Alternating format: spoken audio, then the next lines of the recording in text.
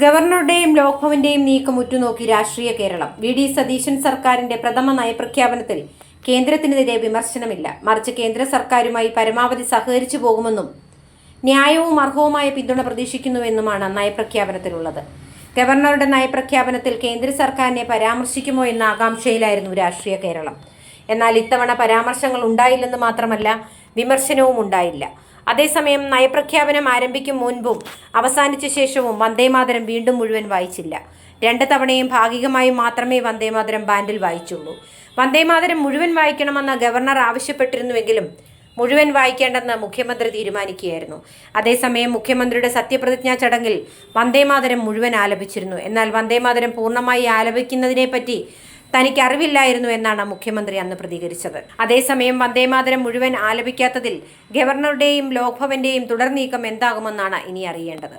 ഗവർണറുടെ ആദ്യ നയപ്രഖ്യാപന പ്രസംഗത്തിൽ വമ്പൻ പ്രഖ്യാപനങ്ങളാണ് ഉൾപ്പെടുത്തിയിട്ടുള്ളത്. കേരളത്തിന്റെ സാമ്പത്തിക സ്ഥിതി ജനങ്ങൾക്ക് മുന്നിൽ വിശദീകരിക്കാൻ ധവളപത്രം ഇറക്കുമെന്ന് പ്രഖ്യാപിച്ചു. സാമ്പത്തിക സ്ഥിതിയിൽ ജനങ്ങൾക്ക് വ്യക്തമായ ചിത്രം നൽകുമെന്നും പ്രഖ്യാപിച്ചു. പ്രസംഗത്തിൽ യുവാക്കളിലെ തൊഴിലില്ലായ്മ നിരക്കിലുള്ള ആശങ്കയാണ് ആദ്യം പരാമർശിച്ചത്. പുതിയുഗ കേരളത്തിനുള്ള പരിശ്രമം നടത്തുമെന്നും ഭരണ സംവിധാനത്തിന് സുതാര്യതയും വേഗവും ഉറപ്പാക്കുമെന്നും പ്രസംഗത്തിൽ പറഞ്ഞു. +1 സീറ്റുകൾ വർദ്ധിപ്പിക്കുമെന്നും എക്സൈസ് നയത്തിൽ മാറ്റം വരുത്തുമെന്നും സംയോജിത ഗതാഗത സംവിധാനം നടപ്പാക്കുമെന്നടക്കം പ്രഖ്യാപനങ്ങളുണ്ടായി. അഴിമതിരഹിത കേരളം കാഴ്ചവെക്കുമെന്നും ഉദ്യോഗസ്ഥ തലത്തിൽ ക്രിയാത്മകവും കാര്യക്ഷമതയും ഉറപ്പാക്കുമെന്നും മതനിരപേക്ഷതയ്ക്ക് മുൻതൂക്കം നൽകുമെന്നായിരുന്നു മറ്റു പ്രഖ്യാപനങ്ങൾ. സേവന മേഖലയിൽ നിന്ന് പിന്മാറില്ല. കേന്ദ്ര സർക്കാരുമായി പരമാവധി സഹകരിക്കും. ന്യായവും അർഹവുമായ പിന്തുണ കേന്ദ്ര സർക്കാരിൽ നിന്നും പ്രതീക്ഷിക്കുന്നുണ്ട്. ഇന്ദിരാ ഗ്യാരണ്ടി നടപ്പിലാക്കുമെന്നും പ്രധാന ഗ്യാരണ്ടിയായ വയോജന വകുപ്പ് സംസ്ഥാനത്ത് ആദ്യ മന്ത്രിസഭാ യോഗത്തിൽ തന്നെ തീരുമാനിച്ചു.